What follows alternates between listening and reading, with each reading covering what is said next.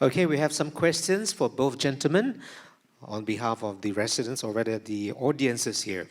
Now, for Mr. Edward, what was your first thought when you regained consciousness?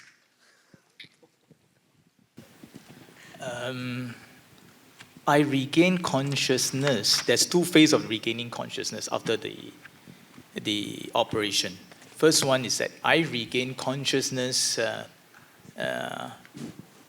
If you're a bystander, you think I'm regained consciousness, but that part of the 3 or 4 days, I have no memories. I collapsed on a Sunday afternoon, and the next time I remember was Thursday. Of course, on Monday, Tuesday, Wednesday, I am in the ICU ward. I do talk to people. My family do come and visit me. The doctors do come and see me, but I do not remember all those. So when on Thursday that I have my first memory, I thought it was a nightmare. I don't know what is happening. I am in the hospital with a 20 cm wound on my chest with tubes coming out here and there. And when I tried to move, it was painful. I tried to talk, I have a hoarse voice, and it was a big shock. And I didn't know what happened. And when I realized that I actually collapsed, with a cardiac arrest, I collapsed. I don't believe it was me, because I don't know. It's just like, how can it be me? Why me? That is probably the first thing that comes to my mind. And of course, by first look, he looks very, very fit, isn't it, ladies and gentlemen? Yeah, that's something that we think a fit person would never get a cardiac arrest, isn't it? Yeah. Now, for Dr. Jason, was this your first time responding to an out-of-hospital cardiac arrest? And what was the most pressing challenges you faced during this case? Yes, it is my first time attending to a out-of-hospital collapse outside of the hospital. But I must say that, when you are faced with such a dire situation, it becomes training just kind of automatically kicks in. And I'm very thankful that my training is in the heart. So, when we attended to Mr. Po, it's a pretty, you kind of lose focus and instinct takes in. And we realized that the most paramount, important part of life-saving or CPR is really good quality CPR, which everyone here can perform. And that is actually crucial to survival. So I think the important thing is that CPR was started immediately for Mr. Po, and good quality CPR was being provided. And I think that was the biggest challenge that we face at that point in time. Okay, you mentioned good quality CPR. Can you describe a little bit, like, is it 30 compression or beyond that, or how many compression did you do? So the standard BCLS CPR, which is good quality compressions at 30 to 2, but nowadays we don't need to do the breathing. But the most important thing is to get that good quality chest compressions, because you need the blood to flow and maintain the rest of his organs. And like as you mentioned, Mr. Po is a very fit individual, and that really helped because his body has good reserves and is able to take the attack or the stoppage of the heart, and is able to handle that stress. So I think that is a good call out for everyone here as well, to spread the word of doing good exercise, keeping fit, and staying healthy as well. I see. All right, back to Mr. Edward as well. Have you returned to playing badminton? And if you did, what were the steps you take to resume playing without complications? Yes, I'm back to badminton and all those exercises that I used to do. The first few months of recovery was tough, but thankfully, NUH has a cardiac rehab center, I think run by Prof. Yeo. It helps me to get on my feet because just now you mentioned the first thing comes to my mind. Second thing that comes to my mind is that, can I go back to my lifestyle? Like I run, I go to the gym, I swim, I play badminton, I cycle. Can I go back to do all those things? And honestly, with the big wound and the tubes coming out, the first things that come to my mind, that's it. From there onwards, I probably have to walk with a stick and things like that.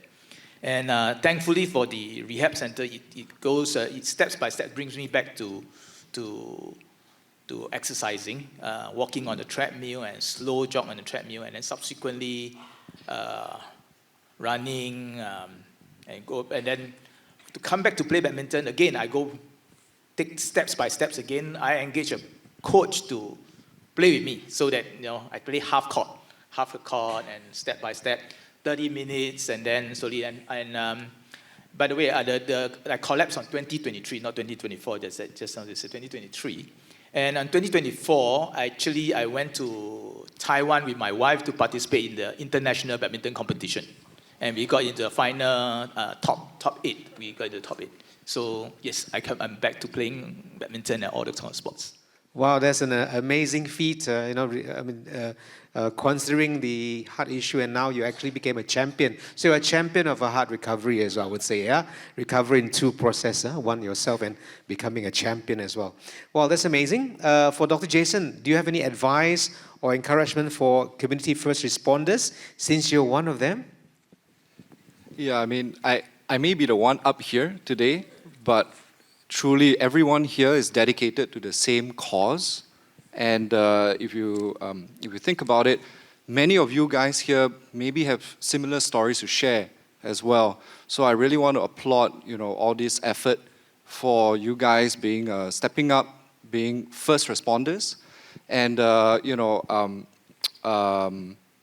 think very often being a first responder, this role flies under the radar. You do a lot of good work, life-saving work, but no one really knows at the end of the day. The patient's out. He's not even going to remember that you helped him.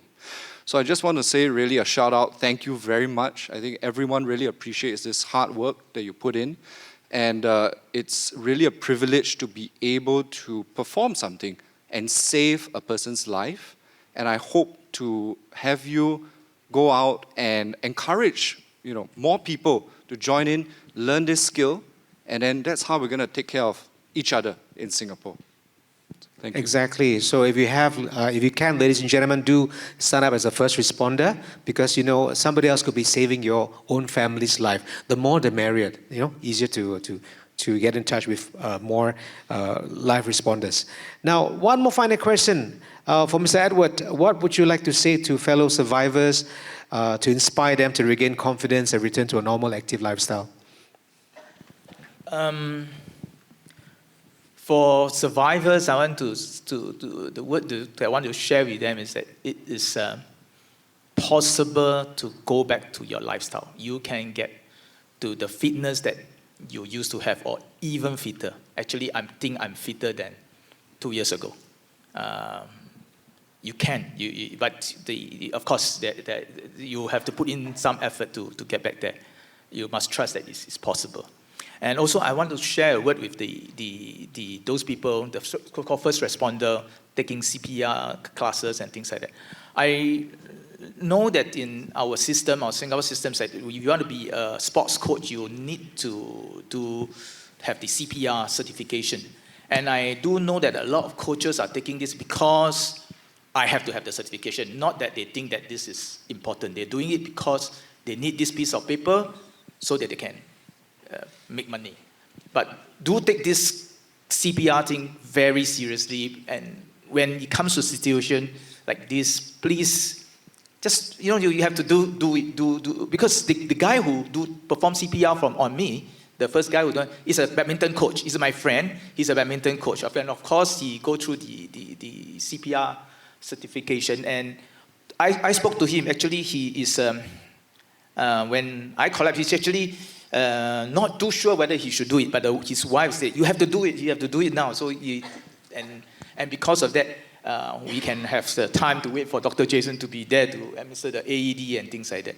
So and after I've got my wife and my nephew actually all went to took all this CPR certification to make sure that if someone had a cardiac arrest, we can help at the moment. Yeah. At least you're prepared, yeah? So prevention is better than cure, so it's good to have them than not have them when the time comes. All right, so with that, we end our powerful sharing. Let's give both gentlemen a big round of applause, ladies and gentlemen.